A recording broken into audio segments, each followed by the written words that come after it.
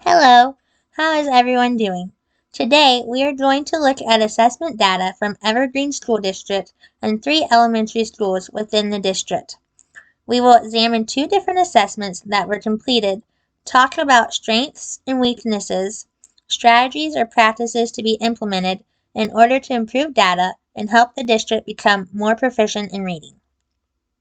The data shown is from the reading assessment and the Ohio State ELA 4th grade proficiency test. The reading assessment is a norm reference test. A norm reference test is a standardized test that compares student performance to other students. The data is usually compared locally and nationally. The reading assessment is administered 3 times a year, usually fall, winter, and spring, and measures reading comprehension through the domains of word knowledge and skills, comprehension strategies, and constructing meaning, analyzing literary texts, understanding author's craft, and analyzing argument and evaluative texts. This graph shows the percentages per grade level that met, exceeded, or were below the benchmark for their grade level. I'm going to let you look at the data and discuss trends or patterns that you see amongst your table. Now that we're back together, let's talk about the data you observed. What were some trends that you noticed? As I was walking around, I heard tables 2 and 3 mention that they noticed that students in first grade had the highest percentage of students score at or above the grade level benchmark of 59%, and had the lowest percentage of students score below grade level at 41%. They also noticed a similar trend of percentages for students in 4th grade. Table 1. Did you see anything different in the data you observed? No, that's okay. We're going to take a deeper look together. I noticed that each grade level, grades 1 through 4, percentages were below the benchmark that were in the 40s range and were close to the same number, while the percentage at or above the benchmark were all in the 50s range. Grade 4 students in the Evergreen District scored 56% at or above benchmark and 44% scored below benchmark for their grade level. This data shows that 4th grade students in the Evergreen School District scored in the 44th percentile for at or above grade level benchmark and 56th percentile for below grade level benchmark when compared to other local and national schools. Let's move on to the next assessment, the Ohio State Test English Language Arts. For this data, we are looking at the district as a whole, as well as 3 elementary schools within the district. This assessment is a criterion reference test and is administered at the end of each school year for grades 3 through 8. The assessment is based on Ohio's learning standards and focuses on 3 areas for reporting scores. The areas are reading informational text, writing, and reading literary texts. Who remembers what a criterion reference assessment is? Yes, a criterion reference assessment is the process of evaluating and grading the learning of students with a set of pre-specified qualities or criteria without referencing the achievement of others. Brown, 1998, and Harvey, 2004. For this assessment, the Ohio Learning Standards are the pre-specified qualities or criteria that students need to meet. Let's take a look at Evergreen School District results. Evergreen District has 353 students, earned a scaled score of 719, and was 69% proficient. The student count was created by taking an average of the student counts from the elementary schools. The scale score and percent proficient score were also averaged from the data among the 3 elementary schools. Looking at the district performance levels, we can see the district scored 17% below proficiency, 35% at or near proficiency, and 48% above proficiency for reading informational texts. For reading literary texts, the district scored 16% below proficiency, 46% at or near proficiency, and 39% above proficiency. For the writing category, the students scored 19% below proficiency, 40% at or near proficiency, and 41% above proficiency. This data shows us that the students in the district struggle with reading literary texts. Now we're going to take a closer look at the 3 elementary schools that completed the tests. I want you to look at the data from Elementary School 1. Let's come back together. First, we're going to examine Fir Elementary School, or Elementary School 1. What did you notice about the data gathered from Fir Elementary School? Lindsay, from Table 3, mentioned that she saw a trend that the percentages for the below proficient level were lower numbers, while Ashley, from Table 4, mentioned that the proficient and above proficient categories both had 2 categories with scores in the 40s, while the other score was in the 30s. Looking at the data, I noticed that Fir Elementary had a smaller number of students, 122, compared to the district of 353, had a higher scale score and percent proficient score of 72% compared to the district's 69%. I also noticed the students at this school scored the highest above proficient percentage of 52% for the writing category, while reading informational and literary texts had the same percentage of students who scored at the proficient level of 37%, and the lowest percentage of students who scored at the below proficient level for the writing category at 11%. Next, I want you to take a few minutes and observe the data from Elementary School 2, or Hemlock Elementary. As you're analyzing the data, think about any similar trends or patterns you see compared to Fir Elementary, or Elementary School 1. This time, as I was walking around, I heard some great discussions about some similarities and differences noted between elementary schools 1 and 2. Table 1 mentioned that the 2 schools had the same average scale score of 725, while Table 2 mentioned some differences. The percent proficient was 1% lower, and there was a smaller student count of 108 compared to 122. For this school, I noticed the students scored the highest above proficient percentage for the reading informational text category at 50%. The highest proficient score for the reading literary text category at 44%, and the highest below average percentage for the reading informational and literary texts categories at 13%. Lastly, we are going to look at the data from Elementary School 3, or Juniper School. I'll give you a few minutes to discuss the trends or patterns you saw from Elementary School 3 compared to Schools 1 and 2. Table 4 mentioned that Juniper School and Hemlock Elementary both had the highest above proficient score for reading informational texts and the lowest below proficient score for reading literary texts at 13%. Some differences that Table 1 mentioned were the student count, 123, which was bigger than the other 2 elementary schools. The percent proficient was lower than the other schools at 66%, and the average scale score was also lower than the other 2 schools at 708.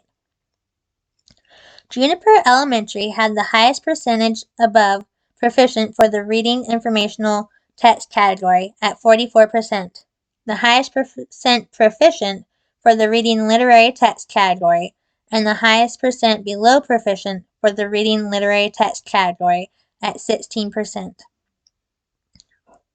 The Ohio ELA test also focused on item analysis questions. The criterion for these questions were based off of Ohio Language Arts standards. Looking back at the data, I realized that some of the standards and item questions are repeated throughout the assessment. These item questions help show that students struggle with comprehending literary texts. This can be determined by looking at item number or content statements 23 and 26. For item 23, which focuses on comprehension skills, 84% of students scored incorrectly, while 16% earned 1 point and 0 earned 2 points for the standard. This item question was based on Ohio Learning Standard RL 4.2. Item 26 also focuses on comprehension skills, but focuses more on the features than summarizing the texts. So, what does all this mean? The data from the assessments showed that students in Evergreen District struggle with comprehending literary texts. Literary texts are used to tell stories, but can sometimes also teach a lesson or provide another viewpoint. Some examples of literary texts are fiction novels, short stories, poetry, fables, fairy tales, autobiographies, plays or dramas, and more. As we can see, literary texts play an important role in the early childhood setting. You are probably wondering why literary texts are important in the English language classrooms and how they aid in comprehension skills. They provide cultural and authentic materials that students and teachers can value, offer students opportunities to develop and expand their language and structure of language skills, develop and strengthen vocabulary skills, and allow students to tap into their creative or imaginative sides. Valero 2015. Looking back at the data from Evergreen District, the students were also struggling with comprehension skills. We are now going to discuss what comprehension is, why it is important in literacy, and strategies to implement in order to increase these skills. Looking at the PowerPoint slide, we can see that comprehension also plays a big role in everyday life, as well as in the classroom regarding literacy. Comprehension is a big component of literacy. These skills are often introduced and developed in the elementary grades. The research shows that there are two main categories or ideas when regarding reading comprehension skills. These categories focus on vocabulary knowledge and text comprehension. Vocabulary knowledge is where reading comprehension starts. Students with good vocabulary skills understand what words mean and have the background knowledge to understand a given text. It also includes strategies for using context clues to determine the meaning of unfamiliar words. The reading process is over even before it begins if students don't have a solid vocabulary knowledge or the ability to learn new words. Melvin, 2022. This quote also explains the essence of the relationship between vocabulary skills and reading comprehension skills. Text comprehension gives students a sense of what is going on in the texts and can help them apply morals or lessons learned to their everyday life. I'm going to give you a couple minutes to discuss some comprehension strategies implemented in your classrooms. Table 2 talked about implementing color coding the texts and think-alouds, while Table 4 discussed implementing board games like Jenga and Chutes and Ladders to focus on reading comprehension and vocabulary skills. Those are great strategies to implement. However, I'm going to talk about some that I like to use in my classroom. Why do we ask questions in our everyday lives? Table 1, you are correct. We ask questions to make meaning or sense of something and to have a better understanding. Just like our everyday lives, we also ask questions while reading in order to make sense of the text and have a better understanding. Active reading means that we think about the text as we read. Asking questions is a reading strategy we use before we read, during reading, and after reading. Reading Comprehension Strategies, 2023. A question strategy that I like to use is the QAR, or Question Answering Relationship Strategy. Question-Answer Relationship Comprehension Strategy teaches students how to ask questions about their reading and then how to find the answers to their questions, whether it means locating a specific fact, drawing an inference, or connecting the reading to their own experience. Reading Rockets 2023. The QAR strategy splits the questioning into 4 categories: right there, slow down, author and you, stop, and on my own. As we can see on the PowerPoint, the right here category focuses on questions and answers that can quickly be found in the texts. These questions are usually part of the 5 W's. The think and search categories requires a little more time in order to find the answer. Students can still find the information they are looking for in the texts. The author and me category focuses on applying background knowledge and information gained from reading the text in order to make predictions and inferences about what will happen next in the text. The last category, on my own, requires readers to apply their background knowledge again. However, this time, students are thinking about the text they have just read, applying background knowledge about the topic at hand, and applying their opinion to the text. Reading Rockets 2023. We're also going to talk about summarizing comprehension skills. What do you think summarizing is? You're right, Table 2. Summarizing is how we take larger selections of texts and reduce them to their essentials, the gist, the key ideas, the main points that are worth noting and remembering. Webster calls a summary the general idea in brief form. It is the distillation or reduction of a larger work into the primary notions. Summarizing 2023. When we ask students to summarize a story, we are hoping they will give us the gist of what is happening in the story and identify main ideas and supporting details. Do you have any questions before we move on to close reading? No? Okay, we're going to move on then. Close reading is a text involves an investigation of a short piece of the text with multiple readings, completed over multiple instructional lessons. Throughout text-based questions and discussions, students are guided to deeply analyze and appreciate various aspects of the text, such as key vocabulary and its meaning is shaped by contexts, attention to form, tone, imagery, and/or rhetorical devices, the significance of word choice or syntax, and the discovery of different levels of meaning as passages are read multiple times. Browns and Kappas 2012, page 2. Close reading experiences offer students an opportunity to have a closer look at the meaning of the text, the message the author is trying to convey, make connections between the text and their lives, and build or increase their comprehension skills. You're probably wondering how close reading strategies increase or strengthen the comprehension of reading literary texts. Close reading requires both the teacher and the student to analyze a reading passage and examine it for details, some of which include understanding how the text works, the author's message, providing text evidence to support thoughts and predictions the reader is developing, and making connections between the reader and the text itself. Frey and Fisher, 2013, Shanahan, 2012. Close reading can aid comprehension skills when reading literary texts, since close reading provides students with a chance to get a deeper meaning of the text, multiple chances to go back and get a look at the bigger picture, implementing their schema or background knowledge, introducing new or unfamiliar words, and providing ongoing discussions and making connections with the texts. Now, we're going to look at the steps involved in the close reading strategy and examine what it would look like in your classrooms.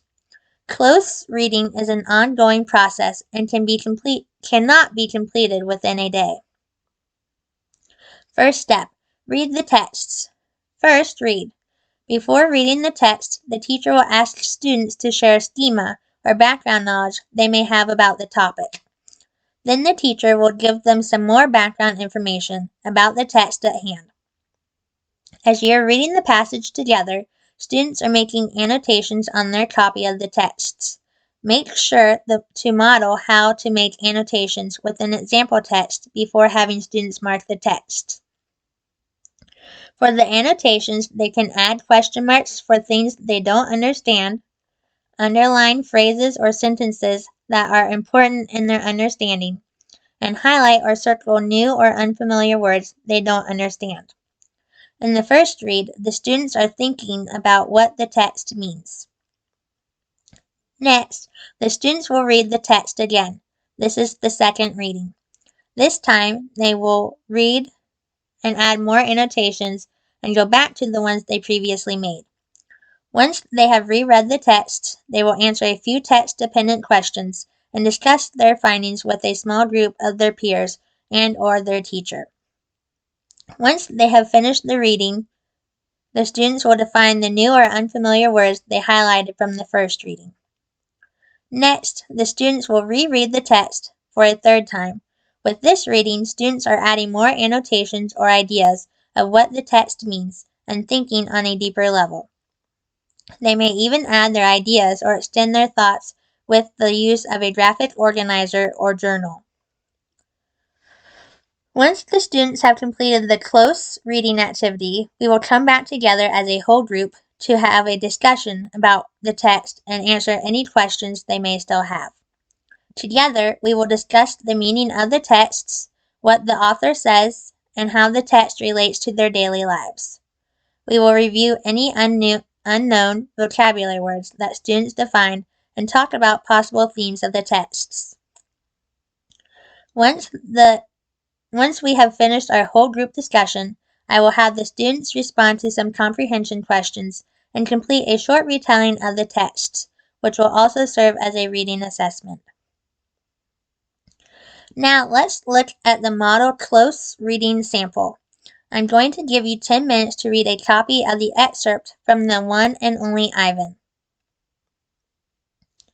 Now that we're back together, let's look at some annotation marks you added to your text. What is some background information you would need to know to be successful with this text? Table 1 said you would need to know some background information on the type of gorilla Ivan is, while Table 2 decided you would need to know where Ivan was captured, how long he was there for, and how he finally ended up at a zoo. Those are all great ideas that I think they would need to know too. A few vocabulary words that I highlighted when going through the text were domain, wire mesh, unkempt, and termite. Are there any others that you thought would be challenging for 4th grade students? No? Okay.